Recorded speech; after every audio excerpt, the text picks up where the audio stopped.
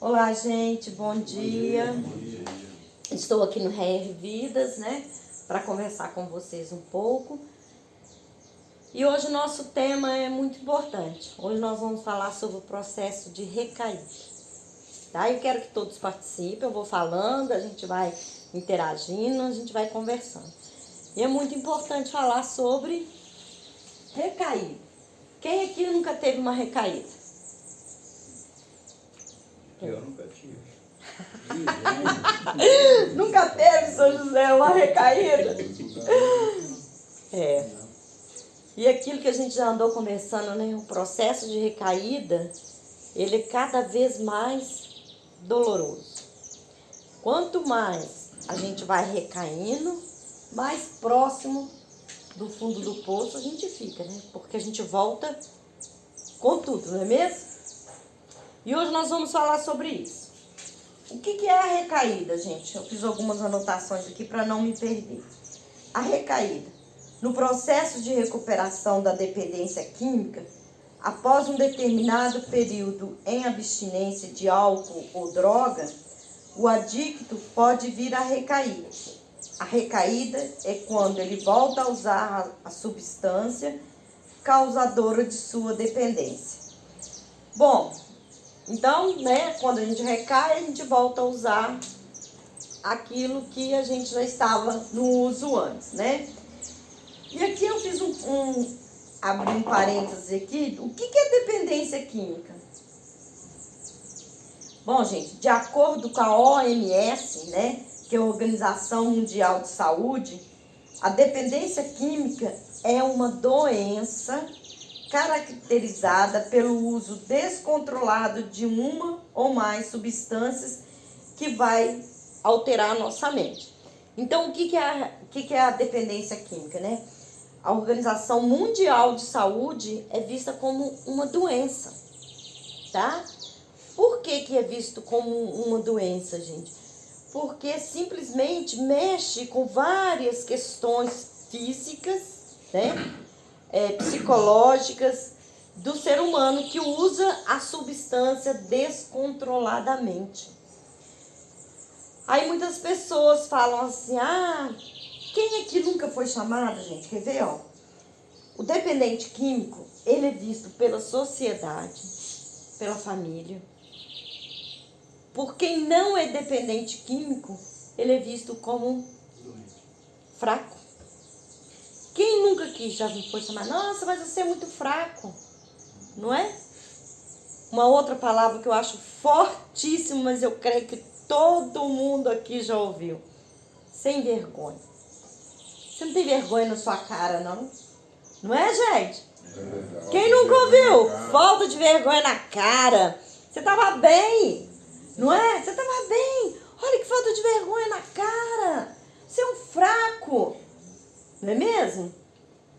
Essas são algumas, né, das palavras que a gente ouve. Fraqueza, falta de vergonha na cara, e tem outros ainda mais fortes, não aguenta pressão nenhuma. Isso. Safado, você tá usando safado. Isso, safado, safadeza, sem vergonha, isso a gente escuta muito, né? O dependente químico, ele escuta demais. Mas eu abro um outro parênteses, nem por isso nós somos vítimas.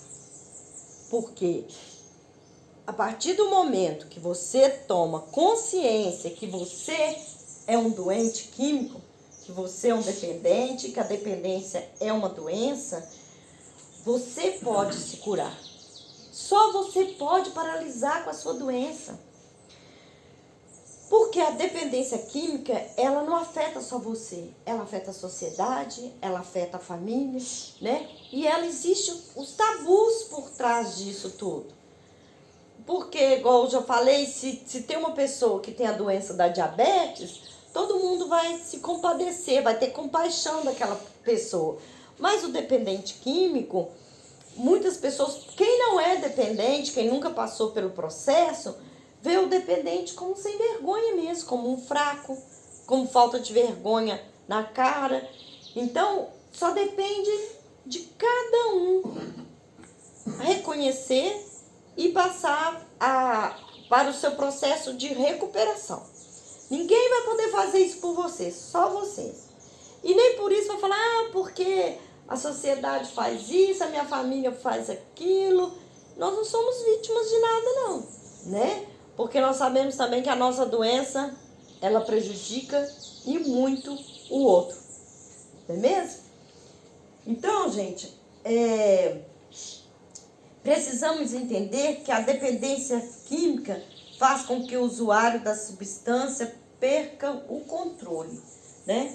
Quantas pessoas por aí pode, né, usar, não sei, mas eu não posso, você não pode, porque a gente vai perder o controle de nossas vidas, não é mesmo? Quando a gente está no uso, a gente perde completamente o controle de tudo da nossa vida, né? Quantas vezes? E as promessas? E as promessas? Esse que é o problema. E as promessas, né? E olha, eu vou falar com vocês de verdade. Quando a gente faz promessa pra gente, na hora que a gente faz, realmente existe a vontade de paralisar. Quantas vezes vocês acordaram e falaram, hoje eu não bebo, hoje eu não uso? Não é verdade? Porque, na verdade, no íntimo, bem lá dentro de cada dependente, ele não quer aquilo. Mas existe algo ainda mais forte. Existe a parte química, existe a parte espiritual, que a gente sabe, que leva o dependente ao uso novamente. Por isso que nós temos que conhecer os nossos processos, nós temos que conhecer o que faz a gente o quê? Recair. Vocês estão aqui, né, dentro do Erro e Vidas, 3 meses, 20 dias, 7 meses, 9 dias. Vocês estão aqui dentro com o propósito de paralisar, né, com o uso do álcool, da droga, né? Mas o que vai me levar a recair? Se eu não me conhecer, o que vai acontecer comigo? Se eu não parar um pouquinho para analisar o que me leva a recair, o que vai acontecer comigo de novo? Vou recair de novo. E de novo, e de novo. Eu preciso me conhecer, eu preciso saber o que acontece realmente comigo. Porque se eu não der uma pausa na minha vida, igual vocês estão dando uma pausa aqui na casa, mas não é uma pausa para vir para cá e ficar sem usar, não.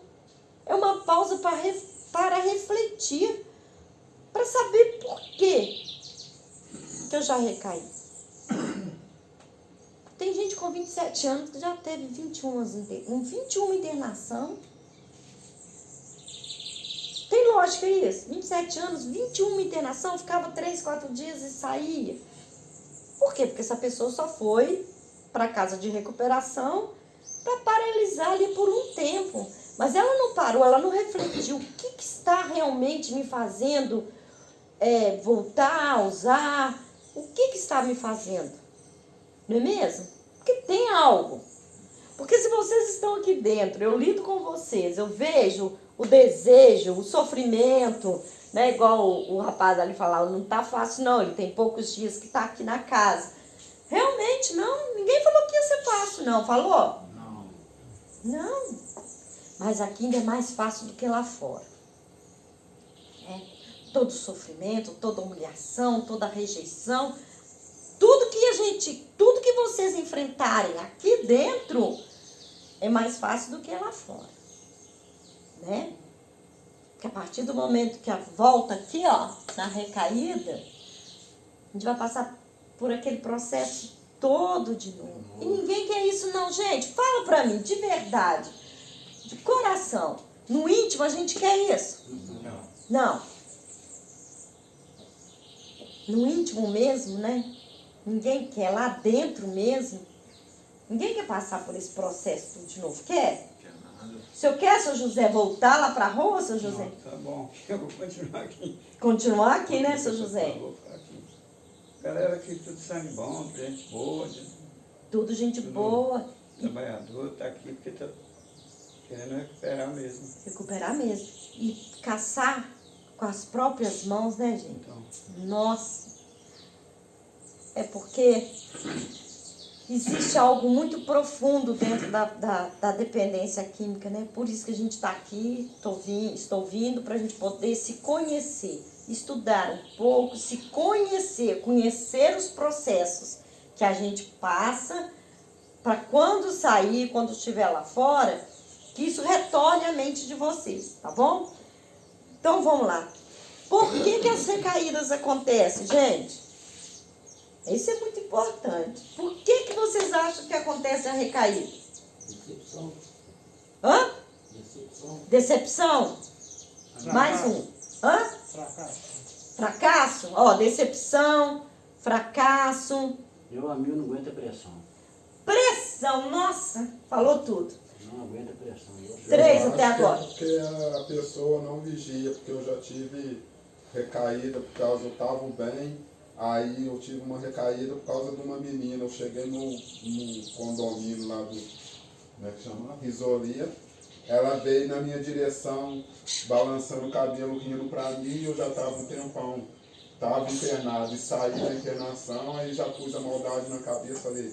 E ela já veio e me parou. E já perguntou se eu tinha 10 reais. Ali já entrou a maldade na minha mente.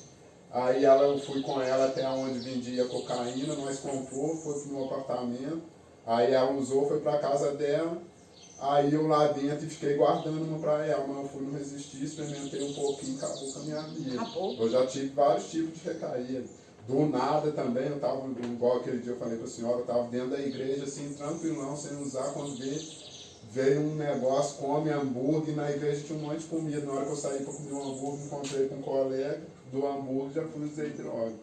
Então eu acho que mais é você vigiar nas coisas que tá acontecendo assim, no seu com os sentimentos também, pode dar recaída. Recaída geralmente está nas amizades. Isso, ó.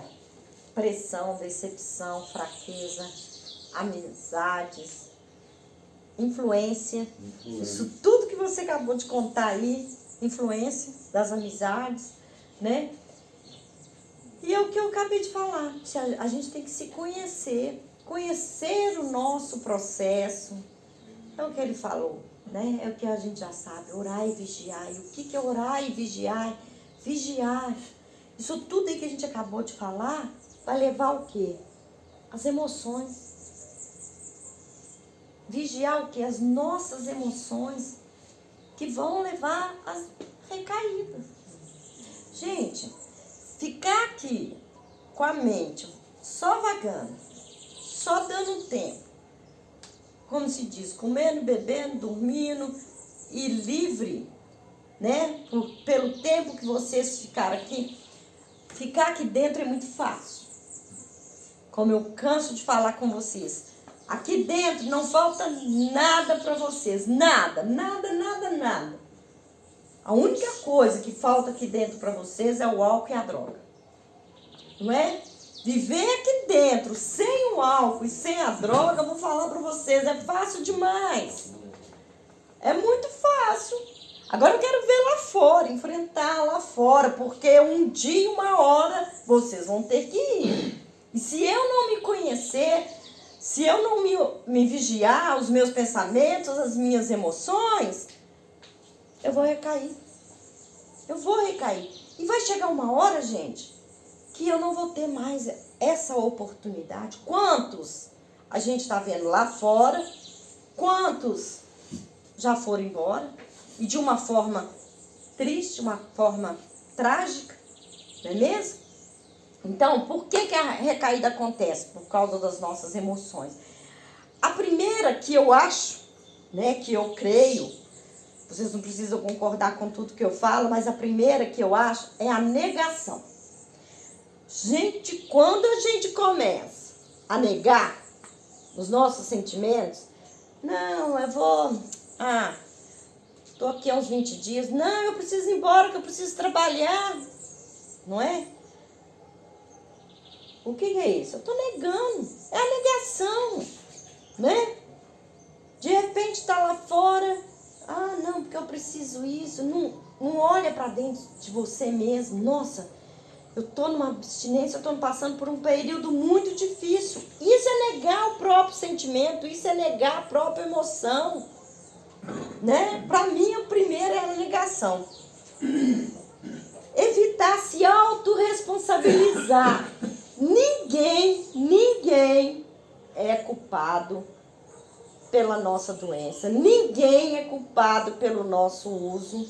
Ninguém. É tão fácil apontar o dedo para o outro, né? E falar, fulano fez isso, fulano, eu recaí por isso, por aquilo, eu uso porque na minha infância foi dolorida, eu conheço a história de alguns aqui. Tá, a infância já ficou, hoje eu sou um adulto, hoje eu tenho a consciência, hoje eu estou aqui, eu posso aprender, eu posso estar numa casa de recuperação, eu posso aprender numa igreja, né, onde eu frequento, dentro da concepção de cada um, como lidar com isso tudo, né?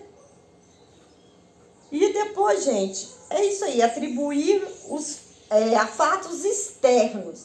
A gente sempre, o dependente quer atribuir a sua recaída, a sua doença, o seu fundo de poço a fatos externos. E deixa de olhar para si mesmo. Eu não soube lidar com a minha emoção naquele momento. Que ele acabou de contar ali, né, que quando ele viu a moça, ele poderia ter falado, mas ele não falou. Aí ela me levou, ela que... Não, ele falou, ele que foi, a mente dele que já estava ali, ela só foi o quê? Um obstáculo. Ela só, se não fosse ela, seria outro. Aí já pensou se ele tivesse falado assim, não, Valéria, porque ela apareceu pra mim, e já foi falando dos R$10, eu tava ali. Não, ainda bem que ele já falou, não, ele que se permitiu. Poderia ter sido outra pessoa, não é mesmo? Gente, a recaída começa com situações que geram algum tipo de necessidade de anestesiar a emoção. Isso é muito importante para nós, gente. Anestesiar a emoção. Semana passada ele falou uma coisa muito importante, eu falei, deixa para uma outra próxima eu falar. Ele contou um caso de uma pessoa que às vezes a gente não sabe nem identificar. E é isso que a gente está aprendendo aqui. A gente não sabe identificar a nossa emoção. Que ele estava limpo há muito tempo e uma pessoa falou com ele assim, você era muito melhor quando você bebia. Não foi isso? Olha que interessante. Aí ele saiu, daí um tempo, ele usou, né? Não foi isso? E olha que interessante, naquele momento, ele não identificou a emoção que aquilo trouxe para ele. Ela pode ter falado até brincando, com raiva, e não interessa a forma que ela falou para ele. Mas naquele momento, a emoção dele foi de quê? Quem sabe identificar a emoção que ele teve naquele momento, quando ela falou, quando você usava, você era muito melhor. Você devia se sentir melhor com ela, que fica tudo melhor, mais certo. Naquele momento, ele se sentiu rejeitado. Foi o sentimento que gerou a emoção da rejeição. Porque aquela pessoa rejeitou o estado dele, a luta, o esforço que ele estava fazendo para se manter limpo. Quando ela falou, você era bem melhor, o que gerou na mente dele? A gente às vezes não consegue identificar. Tipo assim, poxa, eu tô aqui, ela não reconheceu que eu tô bem, né? Então ele se sentiu rejeitado e dali gerou o quê? A raiva. Né? Isso a gente não identifica muitas vezes não, se a gente não estiver prestando atenção, tá? Vou falar aqui para vocês um pouco, gente, sobre... Vou falar rapidinho, depois a gente volta, sabe? Quais são as emoções que nos levam, geralmente, ao processo de recair? Desonestidade é a primeira. Desonestidade, quando a gente começa a mentir. Mentir pra gente, mentir pro outro, não fazer aquilo que é preciso, porque a gente está sempre disposto a algo. Quando você percebe em casa, tô no processo de recuperação, de repente eu começo a mentir. Não, porque eu vou só ali e não era bem ali que você ia. Então, primeira coisa, observar quando você começa a mentir para o outro e para si mesmo. tá? E aí começa a desonestidade. Impaciência. Gente, isso é um perigo, não é? A impaciência. Quando a gente começar a perceber que eu já estou sendo impaciente com o outro, ou dentro da casa de recuperação, ou lá fora, algo está errado, né? É claro, todo mundo tem a impaciência, mas no dependente, ela é mais aflorada, então eu tenho que ficar esperto. Quando eu começar a sentir que eu estou muito impaciente, eu tenho que começar a ficar esperto, não é? Porque para recaída é isso aqui, ó. Para nós dependentes. Para nós dependentes, quando eu começo, exigir também muito de mim também, impaciente comigo mesmo, né? Traçar metas que não se podem alcançar com esforço normal. São as promessas. A gente traça metas que eu sei que eu não vou dar conta. Aí o que gera? Cobrança. Aí eu começo a cobrar de mim. Né? É fazer por hoje, é só por hoje. É isso que a gente aprende aqui. É só por hoje. Vou ficar traçando metas que eu sei que eu não vou conseguir. Né? Não. Eu vou fazer isso, vou fazer aquilo. Por exemplo, eu já ouvi demais pessoas que estão dentro da casa de recuperação, acham que perdeu muito tempo aqui dentro. Aí sai, quer correr atrás do tempo perdido, do dinheiro perdido, da família perdida, dos amigos perdidos, de tudo. Eu não dou 15 dias para recair. Quando a pessoa sai cheia de meta, vou fazer isso, agora eu vou fazer aquilo, porque eu perdi isso, porque eu perdi aquilo. Vai traçando metas e atrás de metas e não vai conseguir. Então a gente tem que ir devagar. Devagar a gente vai ao longe, tá? Intolerância. Discutir e disputar pequenos e ridículos pontos de vista e ser donos da verdade. Porque dentro do dependente tem os gatilhos, né? Eu vou falar sobre os gatilhos com vocês também. Então, pra gente é tudo muito aflorado, é tudo muito intenso. Isso não é defeito não, gente, tá? Nós temos que aprender a lidar com a gente mesmo. Isso não é defeito. Isso não nos torna especial, nem melhor, nem pior do que ninguém, né? Mas quando a gente começa... Só que eu preciso me vigiar. Quando você, às vezes, está numa roda de família, e principalmente no início, né? Quando a gente começa a discutir ponto de vista, querer fazer valer a verdade. Que eu sou a dona da razão, eu sou o dono da razão. Gente, isso para nós é um perigo. Isso para nós, dependente, é um perigo.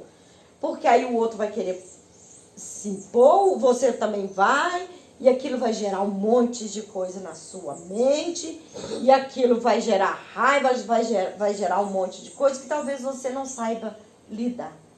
Então, tudo isso que eu estou falando aqui com vocês, a gente tem que começar a evitar. Né? Começar a treinar até aqui dentro mesmo, né? Entre ser feliz e ter razão, isso eu aprendi há muito tempo na minha vida. E funciona, viu? Entre ser feliz e ter razão. Sabe o que eu prefiro hoje? Ser feliz. Deixa o outro querer ter razão por mim que fala. Você tá vendo que isso aqui, ó, esse livro aqui, ó, essa minha agenda aqui, pra mim, ela parece um rosa. Mas o outro quer falar que isso aqui é vermelho. Aí eu vou olhar, vou falar assim, pensar, pra mim é rosa, mas deixa ele pensar que é vermelho. Você acha que eu vou discutir com a pessoa pra provar pra ela que isso aqui é um rosa escuro? Jamais. E se eu optei por ser feliz, então tá bom, você acha que é vermelho? Isso não é abrir guarda, isso não é ser menos, não. Sabe? Porque se eu for discutir, a pessoa também não vai abrir mão. Eu vou disputar com ela. Pra quê? Deixa a pessoa. Isso funciona melhor do que se eu estiver batendo boca com alguém, tá? Indisciplina. Descuidar dos horários e compromissos. Quando a gente começa a sair da indisciplina, não ter horário para voltar para casa, aí já vai ficando mais relaxado, aí já para e pensa, aí tem alguma coisa errada. Descuidar do corpo, né? Não querer mais. Isso tudo, gente, são pontos que a gente tem que começar a observar. Existe uma frase que o dependente fala demais. Ah, tá bom, pois eu faço. Ah, tô nem aí. Não é? Quando começar com isso, já para e pensa, não, eu preciso de ajuda, eu preciso conversar com alguém, eu preciso ir para uma sala, porque se der corda para essas coisas que eu estou pontuando aqui, vai recair de novo, né? Depressão, gente. Medos, desesperos inexplicáveis e irracionais. O álcool, a droga, por si, né? Essa substância, ela é muito poderosa, né? Olha o que ela faz com a mente do ser humano. Olha o que ela faz com a gente, né? Física, mental, emocional. Muitas das vezes a gente não reconhece que às vezes está num estado depressivo, né? Que precisa de ajuda, que precisa ir ao médico, que precisa conversar com alguém, tá certo? Então a gente tem que ficar nos auto-observando sempre.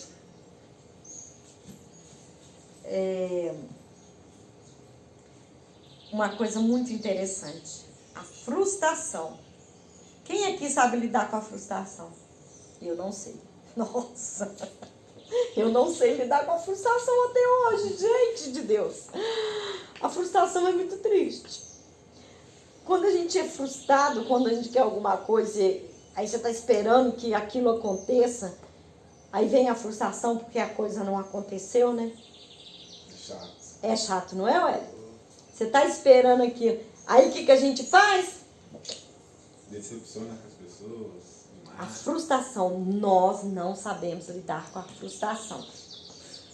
A frustração é um dos passos assim, muito importante no na nossa recuperação.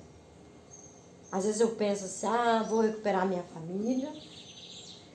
Às vezes eu penso, vou sair daqui, vou ter um ótimo emprego, vou fazer isso, vou fazer aquilo, e de repente não acontece nada daquilo que estava na minha mente. Aí vem a frustração. É um ponto para recair.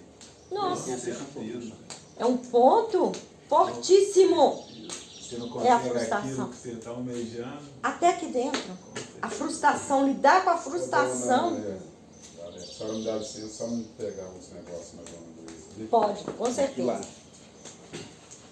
Outro, gente, também, a frustração e a euforia. Gente, a euforia, a gente tem que aprender a lidar com ela, não tem? A gente tem que aprender a lidar com a tristeza, a gente tem que aprender a lidar com a euforia. Senão a gente vai no embalo. Vai no embalo. Na hora que você Vai. assusta, você já está lá na bagunça. Isso é o que calma Tá a pulando, gente. mas não tinha tudo. Não é? A euforia. Nossa, eu tô numa Você encrenca. abraça daqui, abraça dali, na hora que você assusta, você tá lá, ó, com o copinho na mão. E acabou. Já era. Já era, né, ué? A euforia, aquela coisa assim, aí você sai, ou então, né, você tá aqui um tempo, aí as pessoas te rezam, nossa, como que você tá bem, como é que você engordou? Vem cá, e vai naquela coisa, aí você vai empolgando aquela euforia. Gente, às vezes ali mesmo, pronto, já começa o seu processo de Mas recair. tiver uma dona, né, Guinaldo? Ai, aí acabou. Vai mesmo. Aí acabou, né, gente? Nós temos que ficar atentos pro nosso, até a euforia, aquela alegria, né? Aquela alegria, né? Aí então lá você era o público caído, esperando. Puxou, caiu. Puxou, caiu, isso mesmo, né? E a exaustão, gente, a exaustão é o cansaço. Vocês já pararam para pensar? Você sabe o que eu reparei outro dia? Sexta-feira, deu 4 horas. Um monte de gente está encerrando o período de trabalho da semana. Pai de misericórdia. Agora não, porque tem a pandemia. Os bares lotados. Sabe para quê? Não trabalhei a semana inteira, tem que tomar um para descansar. É mentira que eu tô falando, gente? Às vezes nem volta para casa. Uma pessoa que já coloca na cabeça desde segunda-feira, ó, sexta-feira eu vou parar que eu vou Vou lá. fazer. Sexta-feira é dia de eu receber. Não, às vezes maneira, segunda, terça, quinta já vai começando aquela euforia, tá chegando sexta-feira.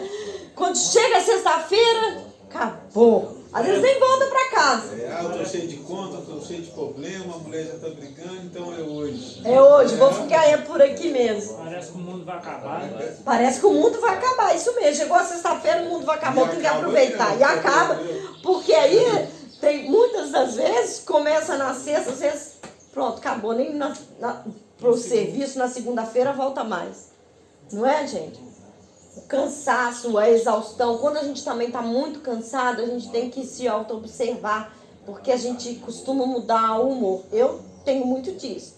Quando eu estou muito cansada, eu fico bem mal-humorada. Né? E quando a gente está no início, num processo assim, tudo leva. Por quê? Relaxa, né? Só um pouquinho. Só um pouquinho para relaxar. Trabalhei demais, estou muito cansado. Quem nunca ouviu isso? Quem nunca fez isso? E esse pouquinho é o perigo. É o perigo. Não é mesmo? Então, esses são alguns dos processos que a gente tem que se auto-observar, para que a gente fique firme, né? Que a gente leve por 24 horas, mas por milhares de 24 horas. Não é só 24 horas. Milhares de 24 horas, que a gente siga nesse nosso processo, na nossa intenção de ficar firme com a nossa recuperação. Tá bom? Vou parar.